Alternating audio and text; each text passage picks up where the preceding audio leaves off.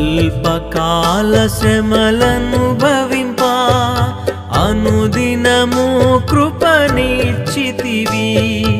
అల్పకాల శ్రమలను భవింప అనుదినము కృపనిచ్చితివి.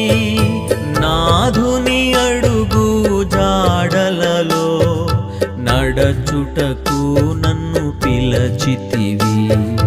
నాధుని అడుగు జాడలలో నడచుటకు నన్ను